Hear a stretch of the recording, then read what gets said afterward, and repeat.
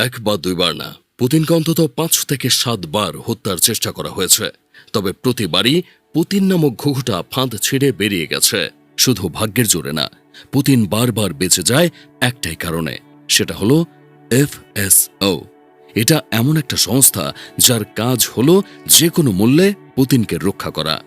পুতিনের সকালের নাস্তা বিষ মেশানোর পরিকল্পনা হয়েছে, কিন্তু FSO ধরে ফেলেছে। পুতিনের খুলি উড়িয়ে দিতে স্নাইপার পজিশন নিয়েছে, কিন্তু FSO তা ভেস্তে দিয়েছে।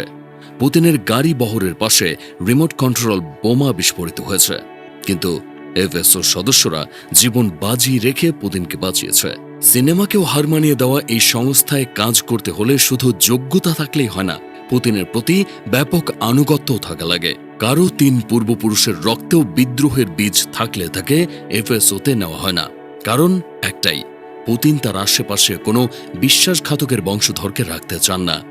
আমেরিকা, চীন কিংবা উত্তর কোরিয়ার প্রেসিডেন্টদের নিরাপত্তায় যারা থাকে তাদের তুলনায় পুতিনের নিরাপত্তায় থাকা FSO এজেন্টদের কাজের ধরন সম্পূর্ণ আলাদা। একটা মানুষকে মেশিনে পরিণত করে FSOতে ঢোকানো হয়।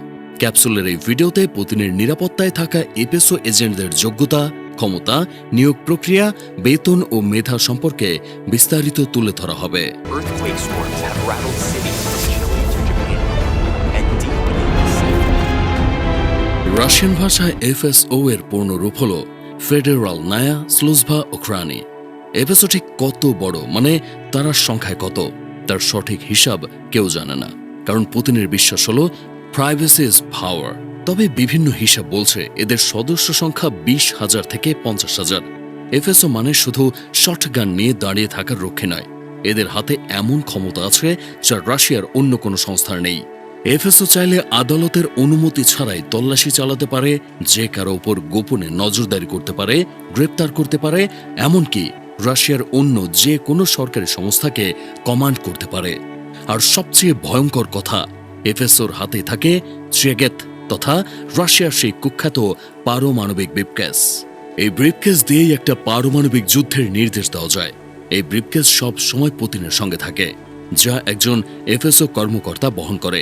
পুতিনকে যখন জনসম্মুখে দেখা যায় তখন তার চারপাশে যে নিরাপত্তা থাকে সেটাকে বলা হয় 4 স্তরের নিরাপত্তা বৃত্ত। সবচেয়ে ভেতরের বৃত্তে থাকে তার ব্যক্তিগত দেহরক্ষীরা। এদের গায়ে কালো স্যুট, চোখে কালো সানগ্লাস, কানে ইয়ারপিস আর হাতে একটা সুটকেস থাকে। এদের হাতের ভঙ্গিও আলাদা। এদের বাঁ হাত প্রায়ই আধা তোলা অবস্থায় থাকে, যাতে দ্রুত রেসপন্স করা যায়। একবার এক অনুষ্ঠানে বিখ্যাত ফাইটার কনর ম্যাকগ্রেগর পুতিনের কাঁধে হাত রেখেছিল, আর মুহূর্তেই নিরাপত্তারক্ষীরা তাকে সেই হাত সরিয়ে নিতে বলেছিল। এরপর আসল ইস্পাতের বলয় শুরু হয় যখন পুতিন কোথাও যাত্রা করেন। দেশের ভেতর বা বাইরে পুতিন এখন চলাফেরা করেন আউরুস সেনাথ নামের এক বিশেষ গাড়িতে, যেটা রাশিয়ার নিজস্ব প্রযুক্তিতে বানানো। এই গাড়ি শুধু বুলেট প্রুফ নয়, এটা গ্রেনেড সহ যে কোনো বিস্ফোরকের হামলাও ঠেকাতে পারে।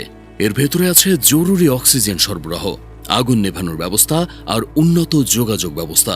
4টি চাকা একসঙ্গে পাঞ্চার হয়ে গেলেও এই গাড়ি চলতে থাকবে, তাও ঘন্টায় প্রায় 250 কিলোমিটার বেগে। পুতিনের ব্যক্তিগত বিমানটাও কম বিস্ময়কর নয়। এটা ইলুশিন IL-96 মডেলের উড়োজাহাজ, যাকে অনেকে বলে উড়ন্ত ক্রেমলিন। এই বিমানের ভেতরে আছে ক্ষেপণাস্ত্র থেকে বাঁচার প্রস্তুতি, কনফারেন্স রুম, মেডিকেল সেন্টার, এমনকি আস্ত একটা জিম। এই বিমানে পারমাণবিক হামলার নির্দেশ দেওয়ার যন্ত্রপাতি বসানো আছে, যাতে আকাশে থাকা অবস্থাতেও পুতিন যুদ্ধের নির্দেশ দিতে পারেন। এই মূল বিমানের সঙ্গে প্রায় ওড়ে 2টো নকল বিমান, যাতে কেউ বুঝতে না পারে পুতিন আসলে কোন বিমানে আছেন। 2023 সালের FSOর এক পলাতক কর্মকর্তা ফাঁস করে দেয় যে পুতিন এখন উড়োজাহাজ এড়িয়ে বেশিরভাগ সময় বিশেষ সাঁজোয়া ট্রেনে চলাচল করে। বাইরে থেকে দেখলে মনে হয় এটা একদম সাধারণ ট্রেন। শুধু ট্রেন নয়, পুতিনের প্রায় সব অফিসও দেখতে হুবহু একরকম। একই আসবাব, একই পর্দা, একই ব্যবস্থা, যাতে কোনো ভিডিওতে দেখেও বোঝা না যায় তিনি ঠিক কোন শহরে আছেন। ফরাসি ম্যাগাজিন প্যারিস ম্যাচের একটা অনুসন্ধানী প্রতিবেদন অনুযায়ী FSOর একটা বিশেষ ইউনিট আছে, যাদের কাজ হলো পুতিনের জৈবিক তথ্য বা DNA রক্ষা করা। এজন্য পুতিন যখন রাশিয়ার বাইরে যান, FSO প্রেসিডেন্টের ব্যবহারের জন্য বিশেষ টয়লেট নিয়ে যায়। পুতিনের মলমূত্র সাধারণ ড্রেনে যেতে দেওয়া হয় না, বরং তা সংগ্রহ করে বিশেষ ব্যাগে ভরে রাশিয়ায় ফেরত আনা হয়। কারণ পশ্চিমা গোয়েন্দা সংস্থাগুলো যেমন CIA বা MI6 যদি পুতিনের মলমূত্রের নমুনা পায় তবে তারা খুব সহজেই পুতিনের বর্তমান শারীরিক অবস্থা জানতে পারবে। তিনি কি ওষুধ খাচ্ছেন, তার কোনো মরণ ব্যাধি আছে কিনা, সব শত্রু দেশের গোয়েন্দারা জেনে ফেলবে। আর স্বাস্থ্যগত তথ্য মানেই দুর্বলতার তথ্য, দুর্বলতার তথ্য মানেই ক্ষমতাচ্যুতের সুযোগ। পুতিন এই সুযোগ কাউকে দিতে রাজি নন। পুতিন যে ঘরে বসেন বা মিটিং করেন সেখানকার বাতাস FSO প্রতি সেকেন্ডে মনিটর করে। কোনো বিষাক্ত গ্যাস বা তেজস্ক্রিয় কণা বাতাসে ছড়িয়ে দেওয়া হয়েছে কিনা তা বোঝার জন্য বডিগার্ডদের কাছে লুকানো সেন্সর থাকে। এমনকি পুতিন যে সোফা বা চেয়ারে বসেন তার বসার আগে তা আল্ট্রাভায়োলেট রশ্মি এবং এক্স-রে দিয়ে পরীক্ষা করা হয়, যাতে সেখানে কোনো বিষাক্ত সুই বা তেজস্ক্রিয় চিপ লাগানো না থাকে। FSO এতটা গোপনীয়তা মেনে চলে যে এই বাহিনীতে যোগ দিতে শুধু যোগ্যতা থাকলে হয় না, ভাগ্য থাকা লাগে। FSO অন্য সব সংস্থার মতো বিজ্ঞাপন দিয়ে লোক খোঁজে না, বরং এটা এমন এক জায়গা যেখানে ঢোকার স্বপ্ন নিয়ে মানুষ অন্য বাহিনীতে বছরের পর বছর কাজ করে। এখানে সাধারণত নেওয়া হয় সেনাবাহিনীর বিশেষ ইউনিট, স্পেশাল ফোর্স বা গোয়েন্দা সংস্থা থেকে বাছাই করা মানুষদের। পুতিনের ব্যক্তিগত রক্ষী হতে গেলে প্রার্থীর বয়স হতে হবে 35-এর নিচে, উচ্চতা সাধারণত 5 ফুট 9 থেকে 6 ফুট 3 ইঞ্চি হতে হবে, আর ওজন হতে হবে 75 থেকে 90 কেজির মধ্যে। তাকে একাধিক বিদেশি ভাষা বুঝতে হবে, এমনকি রাজনীতি সম্পর্কেও প্রাথমিক ধারণা রাখতে হবে, যাতে তিনি বুঝতে পারেন কে বা কারা পুতিনের কাছে আসছে আর তাদের কিভাবে সামলাতে হবে। প্রার্থীর গোটা পরিবার আর ব্যক্তিগত ইতিহাস খুঁটিয়ে পরীক্ষা করা হয়। নেওয়া হয় আনুগত্যের পরীক্ষা। প্রার্থীর বংশ ইতিহাসে যদি বিদ্রোহের বীজ থাকে তাহলে তখনই বাদ দেওয়া হয়। এবার আসা যাক FSO এজেন্টদের প্রশিক্ষণ পর্বে। এখানে যেহেতু নৌ, বিমান ও সেনাবাহিনীর চৌকুশ সদস্যরা আসে, তাই বাড়তি ট্রেনিং পেয়ে তারা মানুষ থেকে মেশিনে পরিণত হয়। রক্ষীদের পাতলা স্যুট পরিয়ে মস্কোর শীতে ঘণ্টার পর ঘণ্টা বাইরে দাঁড় করিয়ে রাখা হয়, কারণ মোটা পোশাক পরে হঠাৎ ছুটতে গেলে দেরি হয়। কিন্তু যদি পাতলা কোটেই ঠান্ডা সহ্য করা শিখে ফেলা যায় তাহলে শীতে বা গরমে যে কোনো পরিস্থিতিতে শরীর সমান রেসপন্স করবে। হাতাহাতির ক্ষেত্রে FSO ব্যবহার করে রাশিয়ার সিস্টেমা পদ্ধতি। সাধারণ মার্শাল আর্টের চেয়ে এটা কয়েক গুণ উন্নত। অস্ত্র চালানোর ক্ষেত্রে শুধু টার্গেটে গুলি করলেই হয় না, দৌড়াতে দৌড়াতে গাড়ির ভেতর থেকে বা 180 ডিগ্রি ঘুরে গুলি চালানো শিখতে হয়। FSO এজেন্টদের প্রশিক্ষণে খোলা চোখে অল্প সময়ের মধ্যে চারপাশের হাজারটা বিস্তারিত তথ্য একসাথে স্ক্যান করতে হয়। এটাকে বলা হয় থ্রেট অ্যাসেসমেন্ট, মানে বিপদ ঘটার আগেই সেটা চোখে ধরে ফেলার ক্ষমতা।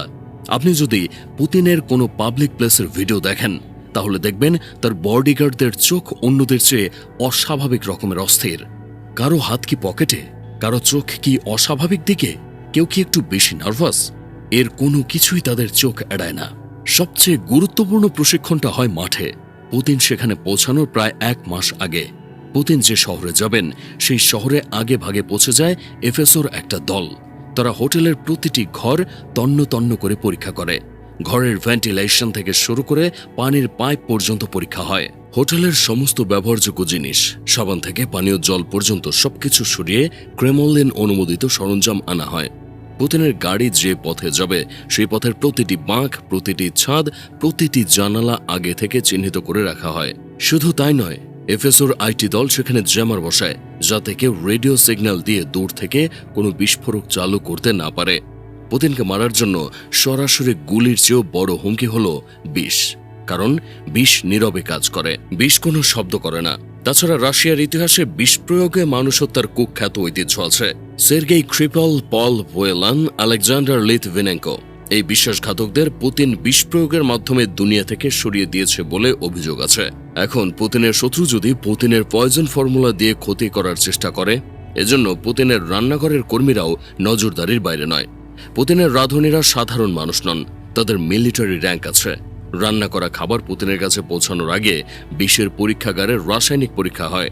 পুতিন কোনো খাবার মুখে তোলার আগে সেই খাবারের একটা অংশ FSOর বিশেষ প্রশিক্ষণপ্রাপ্ত দল খেয়ে দেখে। পুতিনের সাথে সবসময় একটা ভ্রাম্যমাণ ল্যাবরেটরি ঘোরে, খাবারের প্রতিটি উপাদানে কোনো রাসায়নিক বিষ, তেজস্ক্রিয় পদার্থ বা ভারী ধাতু আছে কিনা তা কয়েক মিনিটের মধ্যে ওই ল্যাবরেটরিতে পরীক্ষা করা হয়। পরীক্ষার রিপোর্ট সবুজ না আসা পর্যন্ত প্রেসিডেন্ট সেই খাবারে স্পর্শ করেন না। পুতিন যদি রাশিয়ার বাইরে যান, তিনি সেখানকার হোটেলের বা অনুষ্ঠানের খাবার কখনো খান না।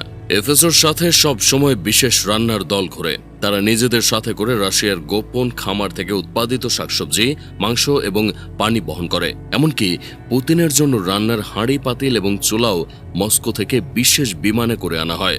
বিদেশ সফরে কেউ পুতিনের গ্লাস বা কাপ ধোয়ারও অনুমতি পায় না। কাজ শেষে এফএসও তা সিলগালা করে মস্কোতে নিয়ে যায়। কিন্তু এই নিখুঁত সুরক্ষা বলে একবার ফাটল দেখা দিয়েছিল। এফএসওর বেশ কয়েকজন কর্মকর্তা স্ট্রাভা নামের একটা ফিটনেস অ্যাপে তাদের দৌড়ের রুট শেয়ার করছিল। আর এই রুটগুলোর গতিবিধি ট্র্যাক করে গবেষকরা বুঝে ফেলেছিল ঠিক কোন তারিখে কোন শহরে পুতিনের নিরাপত্তা দল উপস্থিত থাকবে।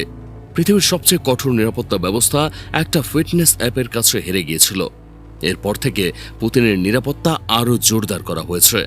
বর্তমানে তার নিরাপত্তায় কোনো ধরনের কোনো ছিদ্র নেই বললেই চলে। এফএসও সদস্যরা কতটা চৌকস তার কয়েকটা উদাহরণ দেখে নিন। 2025 সালের সেপ্টেম্বর চীনে পুতিন আর কিম জং উনের বৈঠক চলছিল। কিমের এক রক্ষী হঠাৎ ঘরের এয়ার কন্ডিশনার রিমোট তুলে তাপমাত্রা 23 ডিগ্রিতে সেট করলেন। পুতিনের রক্ষী এটা মানলেন না। তার নির্দেশ তাপমাত্রা 20 ডিগ্রিতে নামাতে হবে। কিমের রক্ষী রাজি হলো না। দুজনে একে অন্যের হাত থেকে রিমোটটা কেড়ে নেওয়ার চেষ্টা করলো। কথা থেকে ধাক্কাধাক্কি থেকে মারামারি। রিপোর্ট অনুযায়ী শেষ পর্যন্ত পুতিনের দিকের রক্ষী যেতে, অর্থাৎ 20 ডিগ্রি সেলসিয়াসই রাখা হয়। শুধু তাই না, পুতিনের রক্ষী কিছুক্ষণ এসি কন্ট্রোলের সামনেই দাঁড়িয়ে থাকেন, যাতে আবার কেউ সেটিং না বদলায়। 20 ডিগ্রি সেলসিয়াস তাপমাত্রায় কেন রাখা লাগবে তা নিয়ে অনেকের মনে প্রশ্ন আছে। আসলে পুতিন শীত প্রধান দেশের মানুষ, কম তাপমাত্রায় তার জন্য স্বাভাবিক। তাই এই সামান্য ব্যাপারটাও তার রক্ষীরা ছাড় দিতে চান না। এবার আসা যাক সবচেয়ে বিতর্কিত ব্যাপারটায়। পুতিনকে আপনি সত্যিই দেখছেন, নাকি পুতিনের মতো অন্য কাউকে দেখছেন? বছরের পর বছর ধরে একটা দাবি শোনা যায়, পুতিনের একাধিক বডি ডাবল আছে। ইউক্রেনের সামরিক গোয়েন্দা প্রধান কিরিলো বুদানভ দাবি করেছেন অন্তত 3 জন ডাবল পর্যায়ক্রমে পুতিনের জায়গায় বিভিন্ন অনুষ্ঠানে হাজির হন।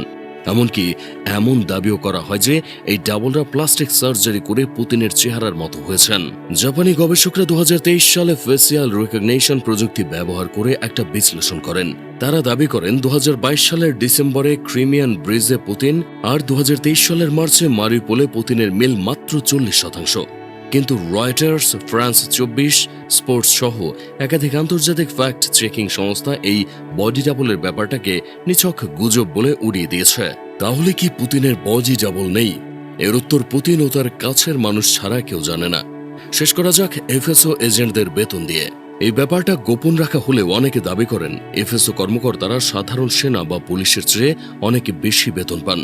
তবে বেতনের চেয়ে বড় সুবিধা আছে অন্য জায়গায়। কোনো এফএসও কর্মকর্তা আনুগত্যের সঙ্গে দায়িত্ব পালন করে অবসরে গেলে সে আনুগত্যের বিনিময়ে সরকার ব্যাপক সুবিধা দিয়ে থাকে।